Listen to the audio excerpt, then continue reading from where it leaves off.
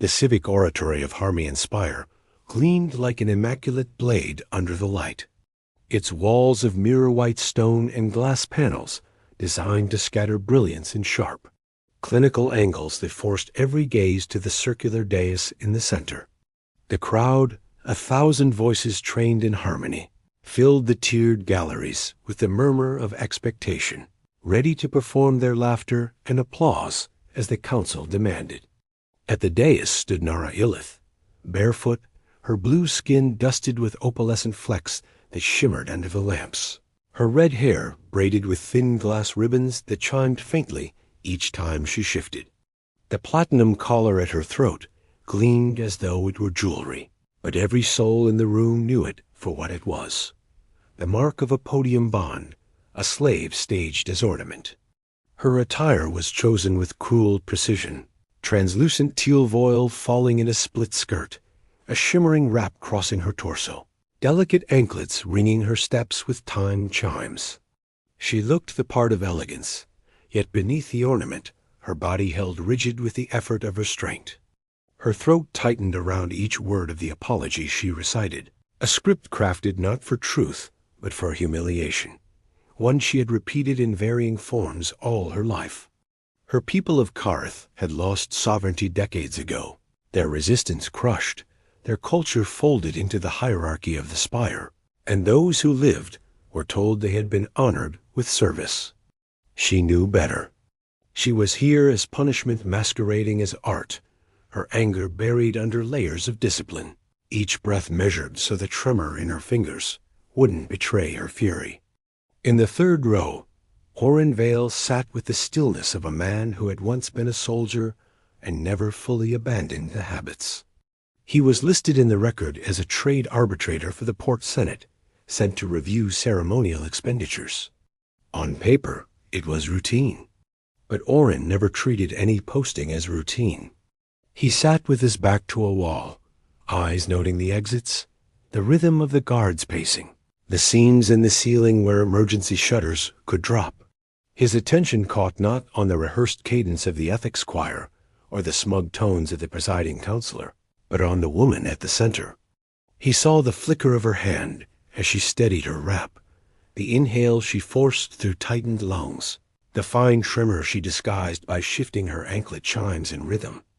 It was not submission he recognized there, but the raw discipline of someone swallowing anger so completely it became a mask. When the presiding counselor rose, the room stilled on cue, the audience ready to mirror whatever reaction was demanded. His voice carried the tone of authority without substance as he declared, "Podium Bond Nara Illith is hereby reassigned for the sake of civic decorum." The phrase meant nothing but another transfer of humiliation, another cycle of forced apologies, another master to parade her. The audience laughed on cue, the sound brittle, rehearsed, hollow. Nara's chest locked against it, her body still, her eyes fixed ahead even as inside the weight of the moment pressed hard against her ribs. Oren felt the sound cut against him like shrapnel, too practiced, too controlled. He rose slowly, deliberately, his boots ringing against the polished floor as he stepped into the silence. His voice carried not with volume, but with precision, calm and flat, the words cutting through the chamber like a line of steel. Transfer of patronage in session. From my account, the noise of laughter collapsed into shocked quiet. Every head turned, slates flickered to record, and the presiding counselor's practiced smile faltered. Claiming a bond during public session was legal but unheard of, a breach of theater, an intrusion of law into spectacle. Nara's eyes lifted for the first time, locking with Oren's. For a fraction of a second her composure cracked, not with fear but with something sharper question, disbelief, the barest pulse of risk. His gaze did not waver. It was steady, a soldier's measure, carrying no performance, no hidden delight, only resolve. For her, the chamber blurred, the chains heavy in her hands, the collar burning against her throat. Yet for the first time in years, she wondered if the silence she carried might finally crack into something else, The laughter had died, but the silence that followed felt sharper, more dangerous, like a blade waiting to fall. The presiding counselor cleared his throat, forcing composure back into his voice, as he declared with false cheer, "Such a request requires witnesses and ledger confirmation." Orin did not hesitate. "I know the procedure," he answered evenly, his tone carrying the weight of someone used to orders, followed without question. He moved down the aisle with deliberate calm, every bootstep echoing in the chamber, not rushed, not hesitant, but steady as if each step had already been measured. The audience leaned forward, slates tilting to capture his face, their whispers rippling like restless water against stone. Reaching the ledger rail, he placed his credit baton onto the polished surface. The device chimed once, pure and final, and the dome display above them shifted to confirm. Transfer pending witness signatures. Gasps and murmurs spread across the rows. This was no staged flourish, no council performance. This was law cutting through theater. On the dais, Nara's fingers twitched against her wrap. She forced her breathing steady, but the words of the apology before her blurred into static. For the first time in years, her voice failed her script. She opened her mouth, but nothing came. The counselor, smirking with malice, leaned toward the choir and said, "Proceed with the oration." She must complete one final recitation before custody is transferred. The ethics choir inhaled in unison, their harmony poised to rise. Nara's throat constricted, betrayal hot in her chest. Even now, at the threshold of release, they demanded her humiliation. She swallowed, forcing the first line past her lips.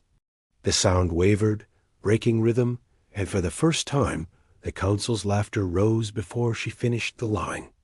It pierced her like glass shards. And then, before her next word, Orin's voice broke through. Not loud, not theatrical. Just one word, spoken like the strike of a gavel. Enough. The sound cut through the choir's harmony, splintering it mid-note. The chamber rippled with unease, the audience shifting, their rehearsed laughter faltering into awkward silence. The presiding counselor's face tightened, and he rose, voice cold with restrained fury. "This is a civic ritual arbitrator. You will not disrupt." Orin turned, his eyes narrowing just enough to hold the weight of a soldier giving command. "Transfer is in session. Statute overrides custom. She is no longer yours to command." The junior scribe, seated nervously at her slate, scrolled quickly with trembling fingers, and after a breathless moment whispered, "He's correct. Port Senate Code 14, Section 3, Subparagraph 9. Transfer completes immediately. Witnesses only finalize record." Her voice carried despite its tremor. The law was clear. The chamber's weight shifted. Nara's heart thundered in her chest, her pulse pressing hard against the collar. She had not expected rescue, not here, not in this room of trained derision. She had long since buried the thought that anyone would step forward. Yet here he was, his steadiness unshaken, facing the council with no mask of fear or pretense. When the attendants moved toward her, she braced, expecting chains tightened, arms seized. Instead, the glass door at the edge of the dais slid open with a hiss, revealing the exhibit chamber beyond. They gestured for her to step inside, a final cage of glass where the public could pass and stare while paperwork was sealed. Her body wanted to refuse, to dig her feet into the polished floor, but she moved forward anyway, each step deliberate, anklet chimes ringing against the silence, like the measure of her heartbeat. From inside the glass, she looked out at him. Orin had not moved from the ledger, his presence rooted as if the chamber itself bowed around him. Their eyes locked again, and though her body trembled, the fury she had swallowed for years stirred anew, not the kind that consumed, but the kind that waited, sharp and patient. For the first time, she let him see it, and in his gaze She saw recognition, not pity. The glass door sealed her in, the sound too soft for the moment's wait. A collar still pressed against her throat, her chain still wrapped in her hand, but a sliver of air she had never tasted before filled her lungs. The council could laugh, the choir could sing, the audience could record, but something had cracked open between the mirror-white walls of the oratory, something she had thought lost. And as Orin turned to face the council with calm precision, she realized she was watching the moment her life began to shift. The glass chamber hummed faintly around her, its walls transparent so that every passing citizen could glance in as if she were an exhibit on loan from history. Nara stood still, hands folded tight around the chain coiled in her palm, the platinum collar biting against her throat as if mocking the possibility of freedom.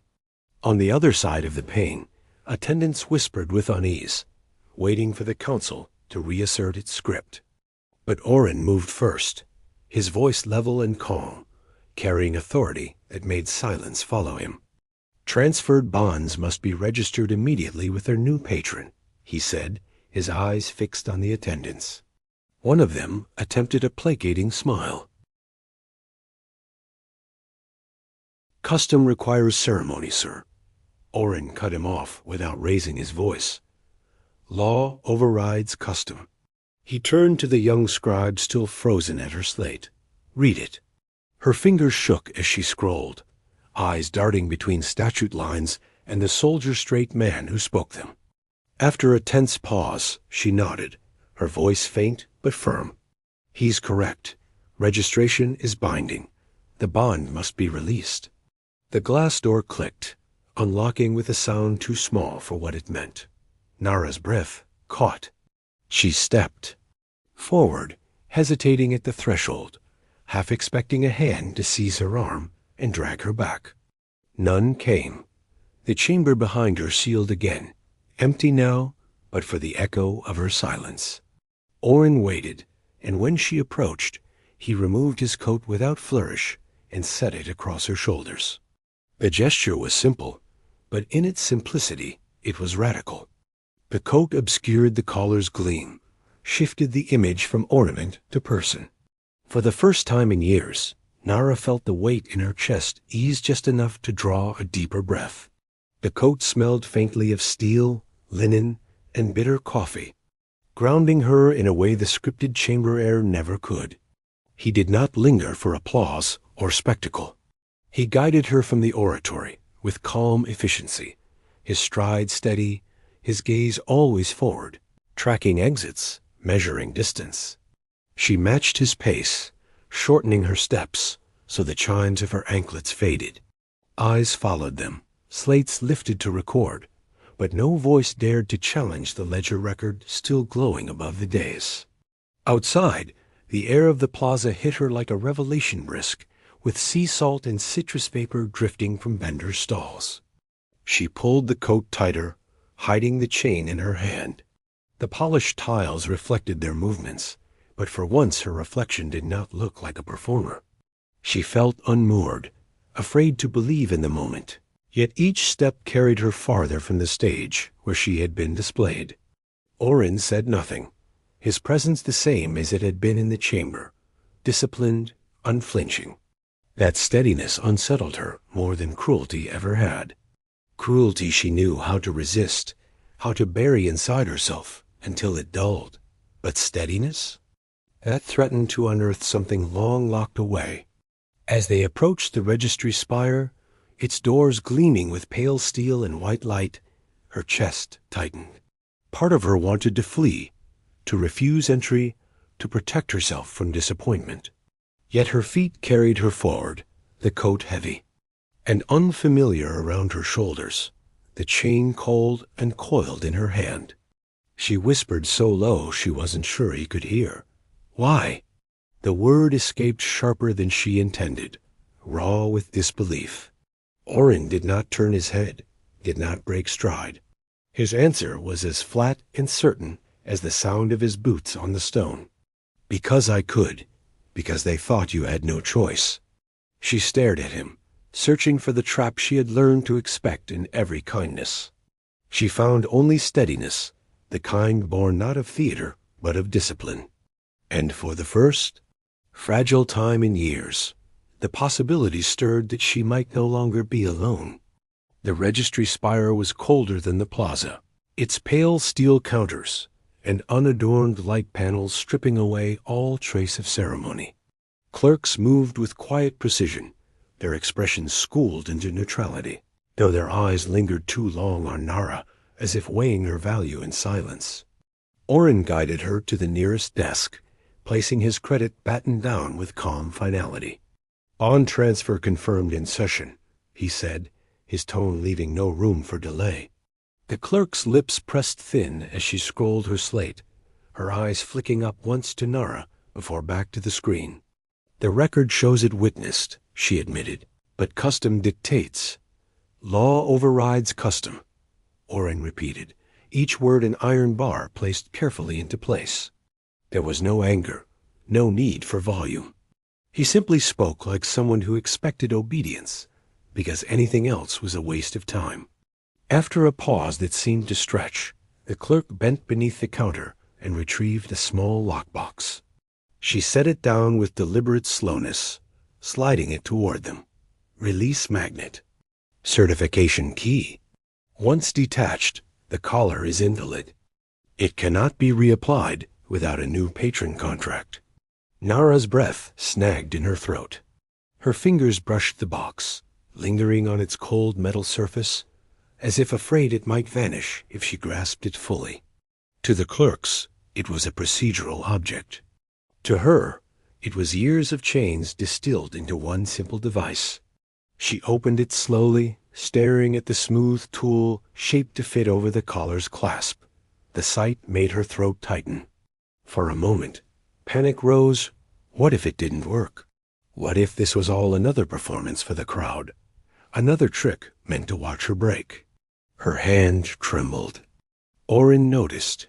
His voice cut through the haze with steady calm. "Not here," he said.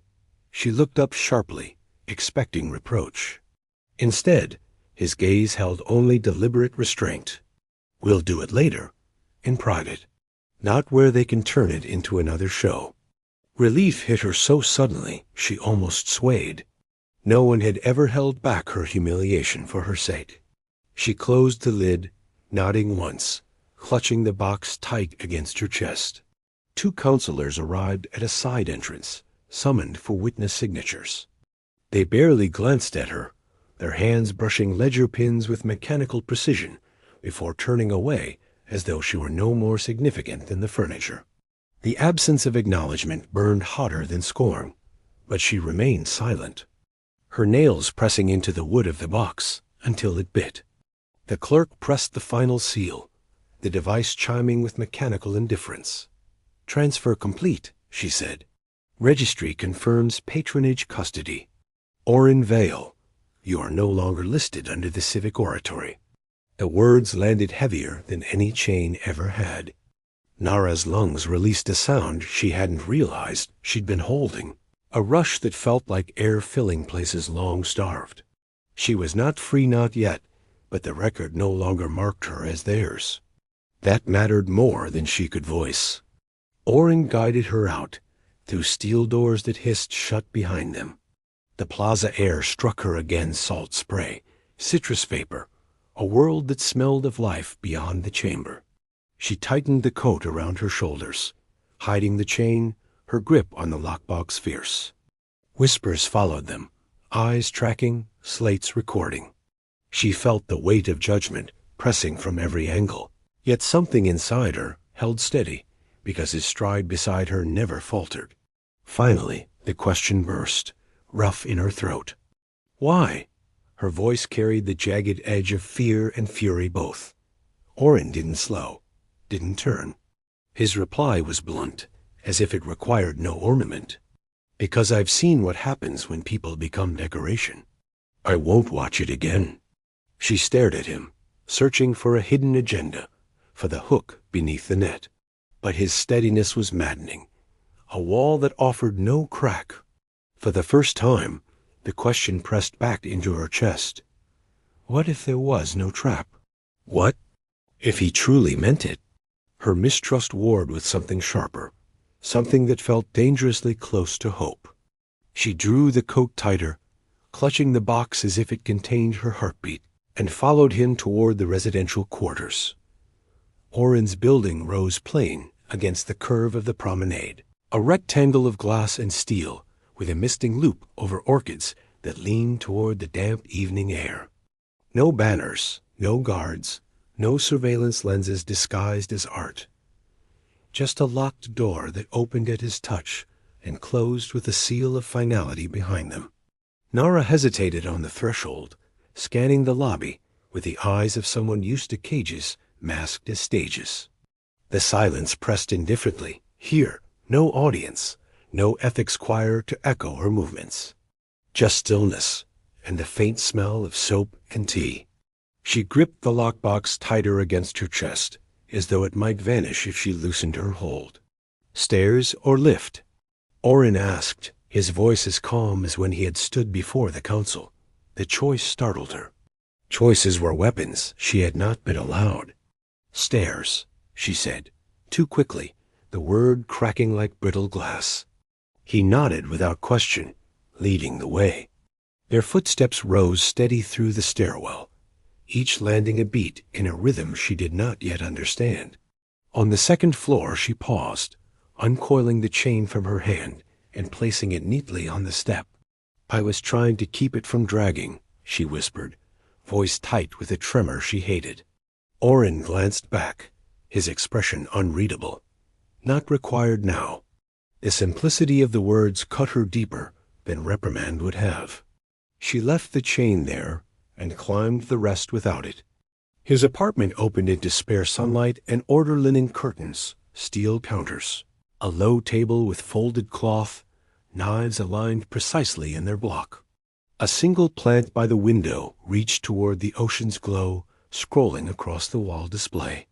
No gilded ornament, no ribbons, no cruel stage. The ordinary plainness of it all made her pulse race harder than the oratory had. She stood rigid near the threshold, unable to shake the feeling that at any moment the choir would erupt from the shadows and laugh. Oren moved past her without ceremony, setting the kettle to boil, grinding furlan seed coffee with the precision of a soldier cleaning his rifle. Sit, he said, gesturing toward the table. His tone was not command, not request, but a flat statement of what made sense in a room where people were equals. Her knees trembled as she lowered herself. She kept the coat wrapped tight, the box on the table before her like a shield. When the kettle hissed, he poured with quiet care. He set 2 cups down coffee for himself, water warmed with siren berry porridge for her, the tart sweet scent rising to fill the silence. He placed the bowl in front of her without flourish, then sat opposite, posture steady, movements exact. Eat, he said, filling his own bowl. That way it isn't performance. The words cut at her defenses. She picked up the spoon, slow, deliberate, each bite burning with more weight than she wanted to admit. It was warm, real, and her throat tightened with the memory of years where eating meant spectacle. Applause for lifting a spoon in rhythm. Tears stung, but did not fall. She asked the question anyway, voice low. Why risk it? Why me? His answer came without hesitation. I was there to audit numbers. They listed you in the ledger as decorative cost. I watched you, and numbers weren't the problem anymore. His jaw clenched slightly. If I'd left you there, I'd have been complicit. His words were blunt, plain, and uncheckable. She searched his face for arrogance, for hidden gain, and found only discipline, a steadiness that came not from performance, but from resolve. Her chest hurt with the weight of it, her fingers drifting unconsciously to the collar at her throat. Then take it off, she whispered, voice raw. He rose, retrieving the magnet from the lockbox she had placed before him. He crouched beside her, voice calm, explaining each motion as his fingers steadied against her neck. "You'll hear a click." The tool pressed cool against the clasp. Panic rose like bile.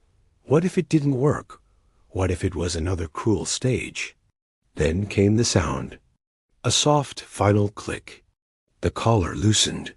He lifted it free, placed it on the table, and stepped back without flourish. The absence pressed harder against her skin than the weight had. She touched her bare throat with trembling fingers, the skin tender, the line red from years of pressure. Her breath escaped at a rush that almost broke into sob, but Orin simply returned to his seat, calm as stone. "Eat before it cools," he said, lifting his cup of coffee. Nara stared at the collar, gleaming on the table under the quiet apartment light. She blinked until her eyes burned, the tears falling not from humiliation, but from the unbearable possibility that this was real. Each bite of porridge was chosen, not commanded. Each breath was her own. For the first time in her life, the silence carried no chains. Only the sound of boiling water, the faint rhythm of Orin's steady movements, and her own heartbeat daring to believe. Morning crept through the linen curtains in clean lines, painting the steel counters and low table with pale light that felt too gentle for a city built on spectacle. Nara stirred awake on the simple bedding Orin had laid out for her hand rising instinctively to her throat. Nothing, no collar. The memory of yesterday rushed back the dais. The single word enough, the release click. For a breathless moment, she feared it had been some fragile dream, that the weight would snap back around her neck the instant she moved. But her fingers met only bare skin, tender and free. She sat up, clutching the coat around her shoulders, her body tense with questions she didn't know how to voice. In the kitchen, Orin moved with the same soldier's discipline he had shown in the chamber, rolling his sleeves as he checked the kettle, aligning the knife block as if the straightness of steel could keep the world from shifting beneath his feet. He glanced once toward her, then back to his tasks, his voice calm. "Coffee is nearly ready. Bread and fruit on the counter." It was the voice of someone who offered without demanding. She joined him at the table, still gripping the coat as if it might shield her from the weight of the city outside. The coffee he poured for her was bitter, earthy, nothing like the sweetened brews they had forced on Podium slaves to keep their throats smooth. This tasted real, rough, unvarnished. She sipped it, unsure if her trembling came from distrust or from the unbearable possibility that this was her life now. The silence between them was not hostile. It waited, steady, as though both were measuring how far trust could be stretched before it broke. Finally she spoke, her voice cracking around the truth she could not ignore. "I'm still listed as a transfer bond, aren't I? Not a citizen. Not free." He met her gaze with unflinching steadiness. "Correct. On record, you're under patronage custody. But I filed a conversion clause last night. If it's approved, you become staff under my office. Not property." His tone was simple, as if he were describing inventory, but the certainty in it cut through her doubt. Her hands tightened around the cup. "And if they reject it?" Orin leaned back, arms crossing over his chest, his eyes fixed on hers. "Then we fight it through statute, hearings, appeals. I won't let them pull you back." He said it flatly, without bravado, and the bluntness rattled her more than if he'd sworn oaths. She searched his face, waiting for arrogance, for the familiar hunger for leverage. Instead she found calm conviction, the kind born of discipline. "Why?" she pressed. "Why risk all of this for me?" He didn't flinch. "Because if I walked away, I'd be the same as them, watching while you stood chained. I've seen too many turned into property because no one stepped forward. That ends with me." The words were simple, but they shook her harder than chains ever had. The chime at the door broke the silence. Orin crossed with precise movements, retrieving a courier envelope. When he opened it, The golden crest of the council shimmered against the card. Nara's stomach twisted, breath seizing. "What is it?" He slid it across the table, his jaw tight. "Invitation. Private salon. Tonight." The words hit like ice. She had expected this, but seeing it in gold made her chest constrict. "If I refuse, they'll brand me unstable. If I go, they'll say I returned willingly." Her voice shook. Fury and fear knotted together. Orin's gaze hardened. "Then you don't answer." "I will." She shook her head, panic rising. "They'll demand me, not you. They'll turn silence into compliance." His eyes held hers, steady as stone. "Then we show them you're not property. You don't go back into their rooms. Not while I breathe." Her throat closed around the blunt vow. No one had ever spoken words like that to her, without price, without demand, without theater. For a moment she couldn't look at him, afraid of the fragile pressure building inside her chest. When she finally whispered, "Then I stay," the words sounded smaller than she meant, but they carried more weight than any speech she had ever been forced to give. Orin gave a single nod. No triumph, no surprise. Just quiet recognition that the choice had been hers. That evening, as the sun fell in soft blue bands across the prism towers, they walked the tide promenade together. The air smelled of salt and citrus. Musicians played soft drifting notes under the glass arcades. And for the first time in her life, Nara walked without lowering her gaze. She wore his white shirt cinched with her sash, her anklets silent because she had chosen them to be silent. Passers-by glanced, some whispering, some pretending not to see, but none of it mattered. They stopped at a stall, shared a lorn-glazed pastry spiral between them, and drank Nath-petal tea from the same glass. She leaned into his shoulder, her body for once at ease. The ocean shimmered beneath the glass railing. The city glittered above like a stage. But the only sound she cared for was the quiet between their steps, the rhythm of their breath. She touched her throat once more, bare at last, and whispered almost to herself, "Home isn't a place. It's a sound. This sound." Orin turned slightly toward her. "Then we'll keep it." The words carried the same weight as when he had stood in the chamber and said enough. The promenade lights rose overhead like a curtain, but this stage belonged to them alone. Behind them, the collar lay forgotten in a drawer, a relic of silence broken. Ahead, for the first time, stretched a future she would shape herself.